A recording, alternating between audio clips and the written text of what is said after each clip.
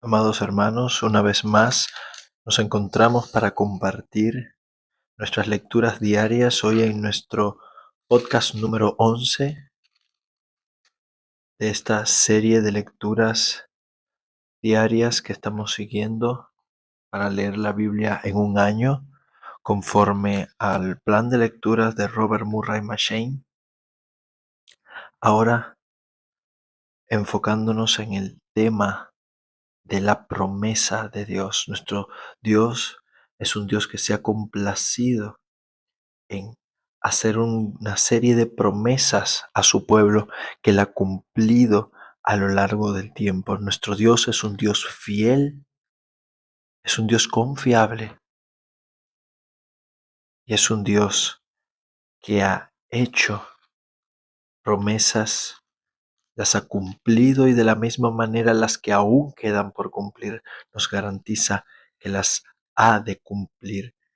Cuando leímos Génesis 3:15, conocimos sobre esa primera promesa que Dios le hizo al hombre de un redentor que los libraría de la maldición, del pecado y de la ira, aplastaría la cabeza de la serpiente y vencería al mal.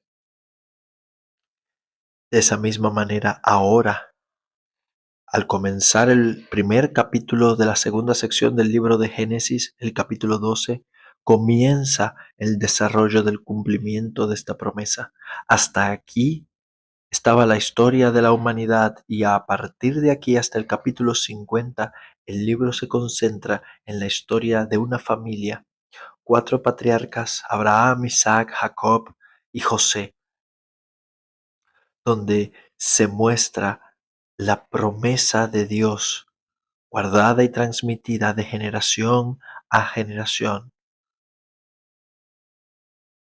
Hasta aquí la palabra que más se había repetido era la maldición, pero cuando Dios llama de pura gracia a Abraham, el Señor le promete que haría de él una gran nación y que lo bendeciría, engrandecería su nombre y llegaría a ser bendición y serían benditas en él.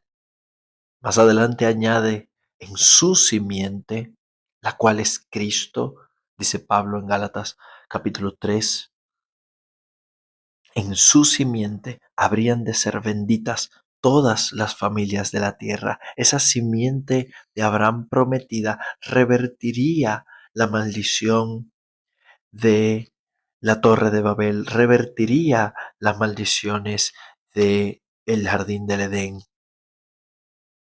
revertiría el pecado y la maldad. A partir de Abraham comenzaría el plan de Dios para restaurar a la humanidad a su comunión con Él. Abraham es llamado por gracia a abandonar Ur de los Caldeos, a salir él solo, mas sin embargo sale con su familia y se detiene en Harán 75 años hasta la muerte de su padre. Y él sale de Harán llevando a su sobrino Lot con él y llegan a la tierra de Canaán sin saber a dónde iban, obedeciendo a Dios por fe hacia una tierra extraña. Mas cuando el hambre se asentó en la tierra, la duda prevaleció en el corazón de Abraham. Abraham dudó de las promesas, del cuidado de Dios, y Abraham descendió a Egipto, a donde Dios no lo había mandado, y para permanecer allí recurrió a la mentira. Abraham fue un hombre llamado por gracia, bendecido por gracia, mas Abraham también era un pecador. Y Dios lo llamó para trabajar en él, no lo desechó, lo bendijo y lo sostuvo y lo guardó y le fortaleció en su fe para que llegase a ser justificado por la fe, para que llegase a ser padre de todo aquel que cree y llegase a ser llamado amigo de Dios. El hombre que llegó a ser llamado amigo de Dios, no tuvo un buen comienzo al ser llamado por Dios. Abraham falló varias veces. Sin embargo, Dios nunca lo abandonó y cumplió todo lo que le había prometido, porque nuestro Dios es un Dios fiel. Andando en el tiempo, la nación de Israel, que descendía de Jacob y de Abraham, recibió las promesas que Dios le había hecho a Abraham al morar en la tierra. Sin embargo, la nación no fue fiel a Dios. Y al pecar y deshonrar a Dios, al violar su pacto, fueron desechados, expulsados de la tierra y deportados a Babilonia. Sin embargo, en su gracia y en su bondad, el Señor los llamó a volver bajo el dominio de los persas.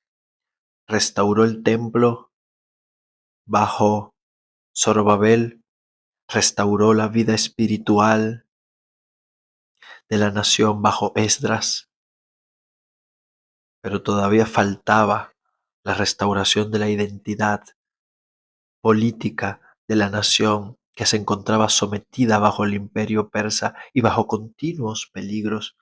Y esa obra Dios la encarga a un hombre a quien llama también por su gracia Nehemías, quien fue copero del rey Artajerjes en su año 20, o sea, 13 años después de la llegada de Esdras a Jerusalén. La ciudad de Jerusalén se encontraba en ruinas, destruidos sus muros, sus puertas, y el dolor a causa de la humillación de su pueblo hizo que Nehemías rogara al Señor confesando sus pecados y los pecados del pueblo, rogándole su gracia y su misericordia, reconociendo su bondad y su provisión, y que Dios le permitiera hablarle al rey para que le permitiera a él ir a Jerusalén, y reconstruir la ciudad. Jerusalén se encontraba bajo la dominación persa, por eso dependía de la buena voluntad del rey. Sin embargo, Nehemías confió no en un rey pagano, sino en la gracia y en el poder de Dios, que había prometido que en esa ciudad él pondría su nombre, y que había elegido y había pactado con el pueblo de Israel en el desierto. Nehemías recuerda las promesas de Dios, y en base a esas promesas que Dios les dio por medio de Moisés, Nehemías confió y rogó para llevar a cabo la obra que el Señor le había encomendado de restaurar la ciudad de Jerusalén. Nehemías apunta a nuestro Señor Jesucristo. El tema de este libro es la reforma estructural, la reconstrucción, la restauración política de la nación y su restauración espiritual que se profundiza. Nehemías aquí apunta a Cristo como aquel líder, aquel gobernante que edifica su iglesia, y las puertas del Hades no prevalecerán contra ella. Y eso lo vemos revelado en Mateo capítulo 11, cuando Juan el Bautista envía a dos de sus discípulos a preguntarle a Jesús si él era aquel que había de venir. La duda asalta el corazón de Juan, probablemente, o el saber que la inminencia de su muerte ya estaba cerca, y por amor a sus discípulos quería llevarlos y guiarlos a Jesús. Y por eso los envía para que ellos mismos comprueben que Jesús habría de ser aquel que iba a venir. El Señor les confirma esa verdad. Él era el Mesías. Y luego delante de los hombres comienza a reconocer a Juan el Bautista como más que un profeta, como el Elías que había sido prometido. Esto es importante porque el Elías que fue prometido por Dios y que se cumplió, Dios cumplió esa promesa en la persona de Juan el Bautista, forma parte de la última profecía, la última promesa de Dios del Antiguo Testamento antes de los 400 años de silencio. Él prometió que enviaría un mensajero, que enviaría al profeta Elías, y lo envió en la persona de Juan el Bautista para preparar el camino de Cristo, para preparar el camino de Dios, que vendría a su templo, que vendría a visitar a su pueblo. La identidad de Cristo dependía de la identidad de Juan el Bautista. Por eso el Señor lo reconoce como el mayor de aquellos que han nacido de mujer, ya que Juan fue profetizado por Dios, fue lleno del Espíritu Santo desde el vientre de su madre, fue el último de los profetas del antiguo pacto. La ley y los profetas llegaron hasta Juan. Nunca hizo milagros, nunca salió de las riberas del Jordán. Su ministerio no superó el año y medio. Sin embargo, Juan dedicó su vida y el tiempo de su predicación a exaltar el nombre de Cristo, a preparar el corazón del pueblo para la manifestación del Señor. Y esto lo hacía el más grande de los hombres, porque su propósito era menguar él para que Cristo creciera y fuese glorificado. El Señor aprovecha entonces esta oportunidad para reprender la incredulidad del pueblo y para reprender aquellas ciudades, para anunciar juicio sobre aquellas ciudades en las cuales Él había hecho la mayoría de sus ministerios, las ciudades de Corazín, Betsaida y Cafarnaúm, junto al mar de Galilea, donde Él había hecho la mayoría de sus milagros y que con todo se habían negado a arrepentirse. El Señor es el cumplimiento de las promesas que Dios hizo a Abraham, es la simiente que fue prometida. Él es el Mesías, Él es el Rey de Israel y la manifestación más fiel de que nuestro Dios cumple sus promesas.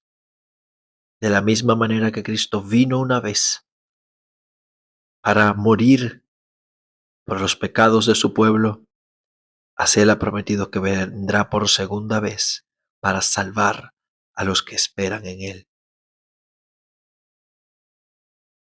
A los que habían confiado en Él, a los que habían descansado en Él, Cristo les dice, vengan a mí y descansen. Todas las cosas me fueron entregadas por mi Padre. Y nadie conoce al Hijo sino el Padre, ni al Padre conoce a alguno sino el Hijo. Esa relación perfecta, esa relación íntima de un conocimiento pleno que desde la eternidad estaba en la Trinidad. Y ahora esa relación se extiende, ese conocimiento profundo, la vida eterna que estaba con Dios y se nos manifestó. La vida eterna, que es que conozcamos a Dios, el único Dios verdadero, tengamos una relación con Él por medio de su Hijo, aquel a quien el Hijo lo quiera revelar. La única manera en que podemos llegar a tener un conocimiento del Padre, a que podemos llegar a ser sus hijos, es que el Hijo nos lo revele. Y Cristo quiere revelarnos al Padre, por eso nos invita a venir a Él, a todos aquellos que están trabajados y cargados, todos aquellos que se esfuerzan en vano por alcanzar a Dios a través de métodos humanos.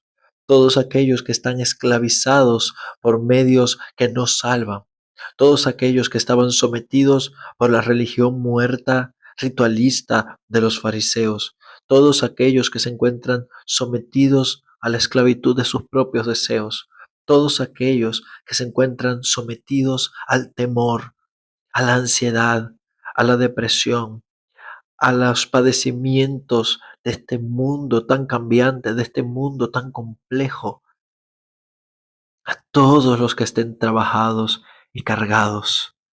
El Señor les dice, vengan a mí y descansen. Yo les voy a dar reposo. El Señor es aquella tierra prometida que la nación de Israel recibió en sombra, pero que apunta a Cristo. Él es nuestro reposo. Él es aquel reposo sagrado que Dios tiene preparados para todos nosotros. De la misma manera que Dios reposó de sus obras, así en Cristo nosotros reposamos de todo aquello que nos ha esclavizado, de todo esfuerzo, de toda esclavitud, de toda vanidad, de toda injusticia, para descansar nuestra fe en Él. Llevad mi yugo, dice el Señor.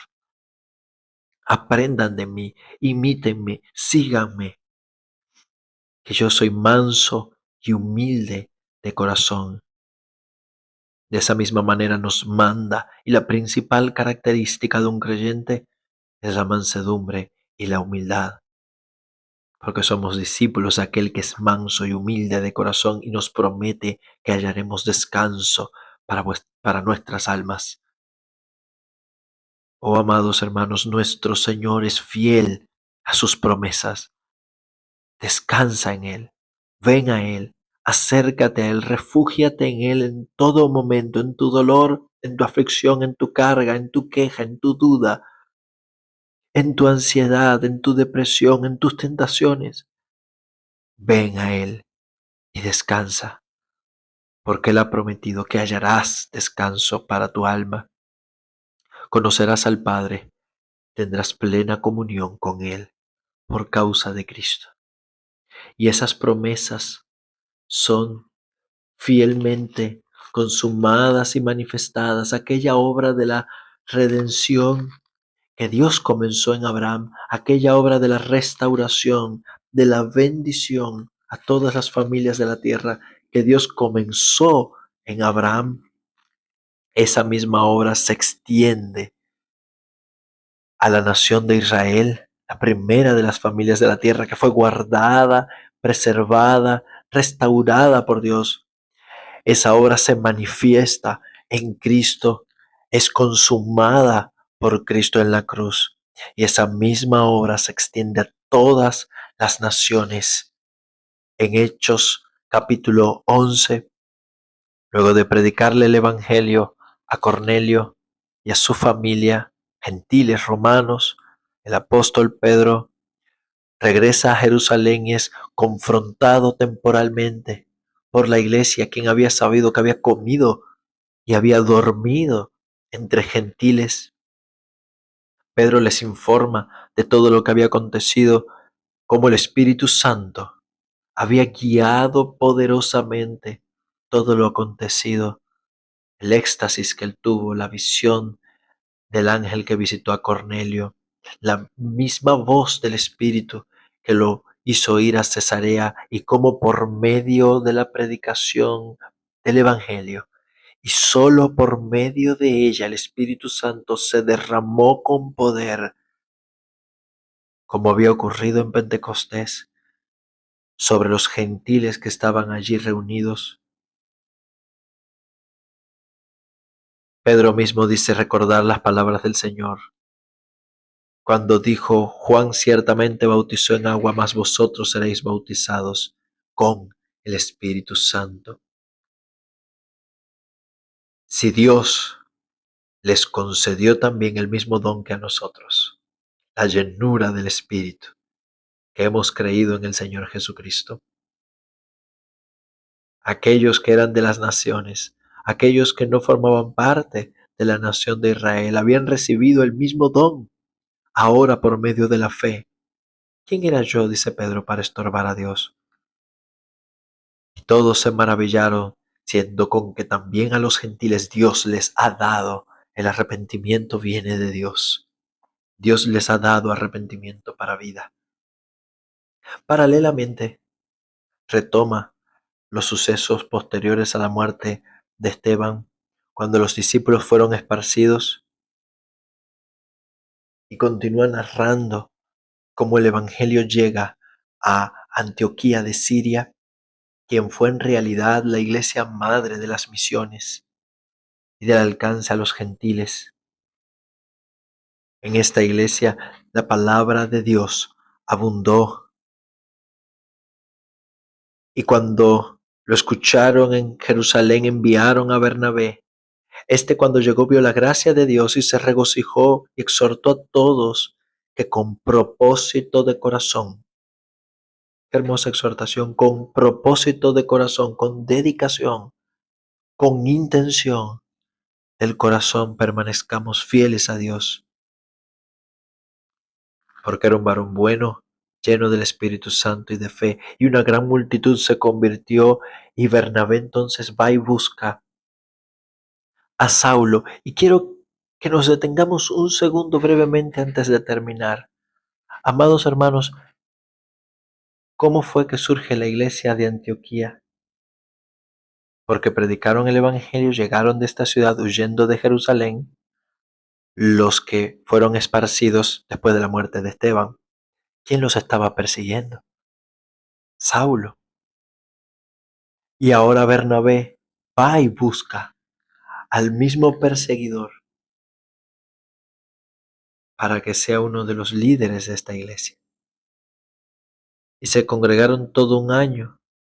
Allí los discípulos fueron llamados cristianos por primera vez en Antioquía y manifiestan su amor y su unidad al ser advertidos de un hambre que estaba próximo a venir sobre la tierra, al enviar una ayuda, una ofrenda para los hermanos en Jerusalén por medio de Bernabé y de Saulo.